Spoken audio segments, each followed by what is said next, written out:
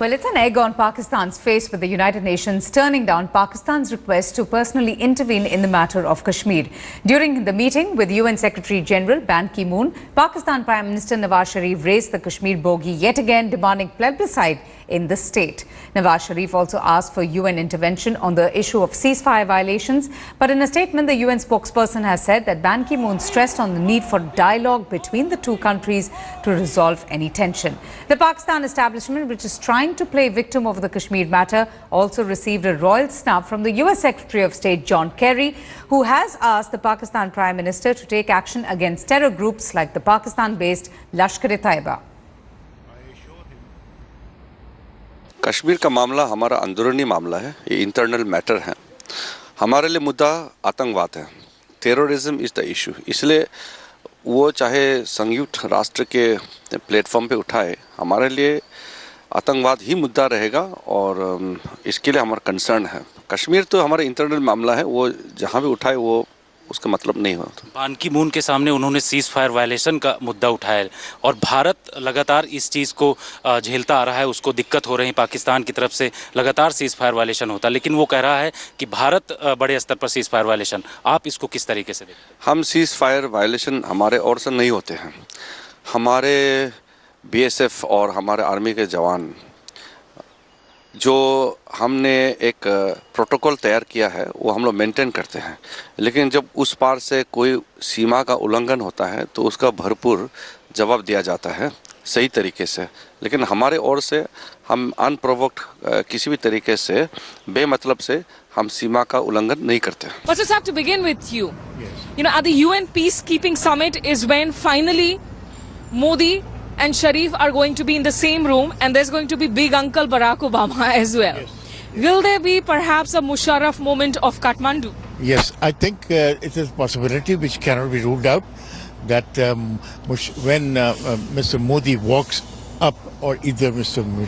Sharif, somebody has to take initiative to shake hands, and I don't think it's going to be very difficult to shake hands. You know, but that's always the big question is who will bell the cat or who will actually take the generous step. Nirupama, in the recent Kathmandu SAARC summit, we saw those images on the first day where the two leaders didn't even acknowledge each other's presence on the stage. So who will be taking that first step? Well, I don't want to speculate on whether this will happen or not.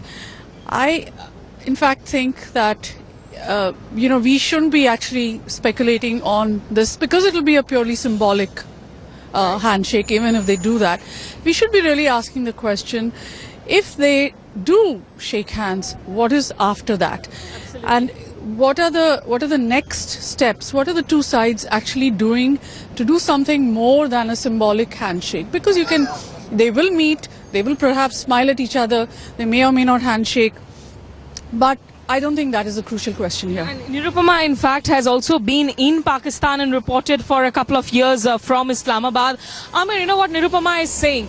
In media, we like to read into body language, into chemistry.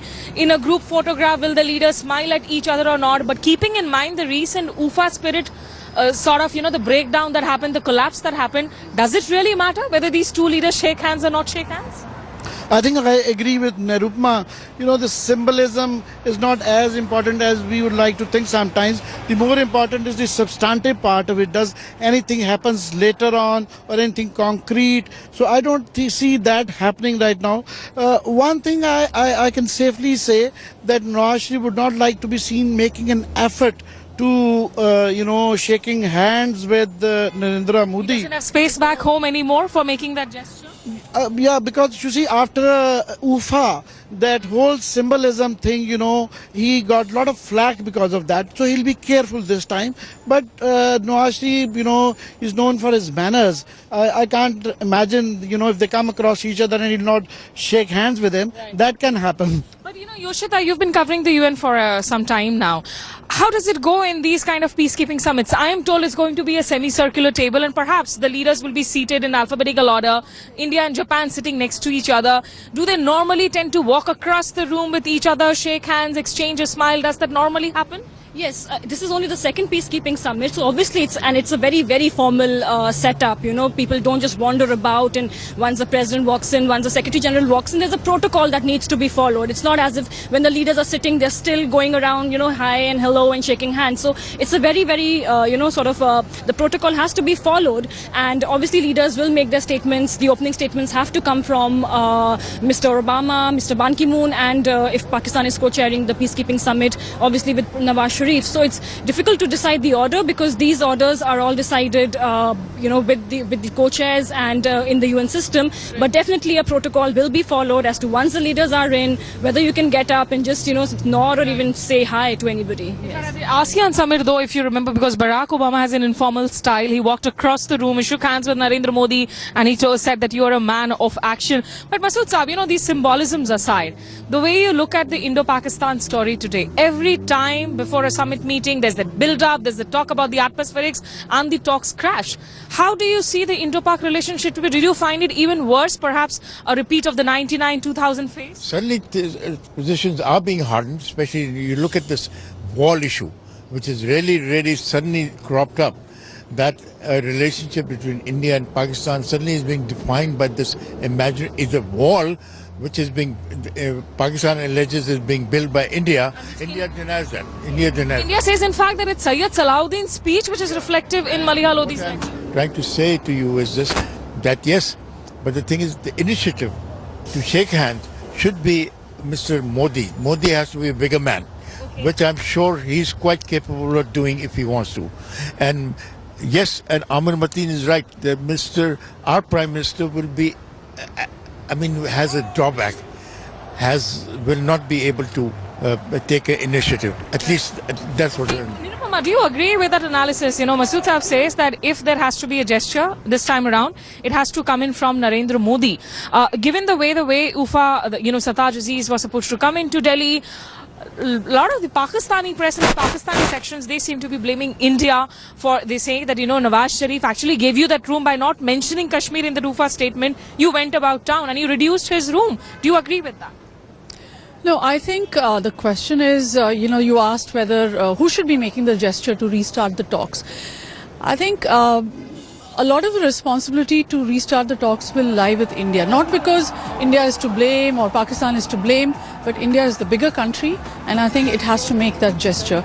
India is also an aspirant to be a global power. It aspires to a Security Council seat. I think in the spirit of those things, I think India must make that gesture. Is that the reason why you see that continuous Pakistan focus on raising the Kashmir issue in UNSC? Whether India has a seat with a veto, without a veto, Kashmir will be a difficult area. Is that the reason why even Nawaz Sharif raised it in his meeting with Ban Ki-moon and called for a plebiscite? No, I think Pakistan has been constantly raising it. It's a ritual that they do every year. So I don't know if you can see a deeper meaning into it. But all I'm saying is that if India aspires to be a big global power, then, it can't get into this blame game. Yes, there is a problem. It has to be resolved.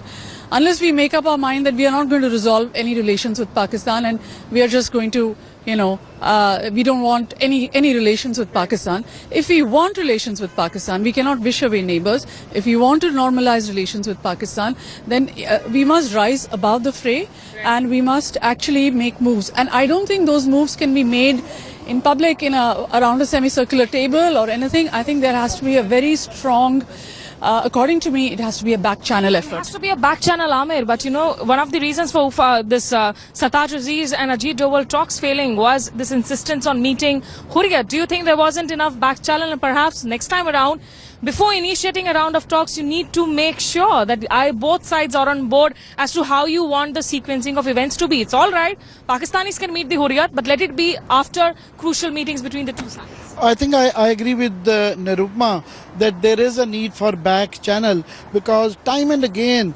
because of this media hype and too much focus on symbolism, you see, it has soured the talks and relationship.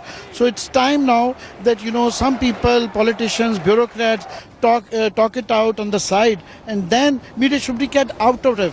Over the years, media in both India and Pakistan, and being in Pakistan, I'd say more in India, you see, it's become too sensational, and they just miss the substantive part of it. Okay, so Perhaps we will have to try and look for some other beats as well, not just focus on Pakistan. But Yoshita, before I end this, one final question from you. You know, Nawaz Sharif has gone and spoken to Ban Ki-moon, and Obama is also going to be in that same room. What is the kind of approach that you see as far as the US and the UN are concerned on Indo-Pak? Has the interest level changed, waned, or to the Americans also it doesn't matter at the moment whether Indians and Pakistanis are talking or not talking? See, definitely. I mean, the UN Secretary General has always said that he encourages the two countries to talk. The US would also want that, the tensions are diffused and the two countries talk. But ultimately, it is between India and Pakistan to decide this. India has always said that the core issue of Kashmir, which Pakistan raises at the UN, is a bilateral issue. So, for in Pakistan to already start talking about Kashmir, as you said, Mr. Nawaz Sharif mentioned Kashmir in his meeting with Ban Ki-moon. So, with India, this is not the case. India wants to talk Pakistan, to talk it to him, to talk it to India that, okay, this is the issue that we need to solve. So if US asks India or UN asks India or Pakistan, that does not matter, because at the end of the day, Kashmir is a bilateral issue for India. It will not listen to the US or to the UN whether they should talk to Pakistan on it. The most important thing out here to consider is that even if these two leaders eventually end up smiling for a photograph, shaking hands, it will splash across news channels and print media for sure. But will it lead to substantial change in the way the bilateral relationship is at the moment? That is something perhaps that will need much more serious engagement, and as most of our panelists agreed, a back channel level engagement. In New York with video journalist Ashok Bhanot, this is Smita Sharma for India Today.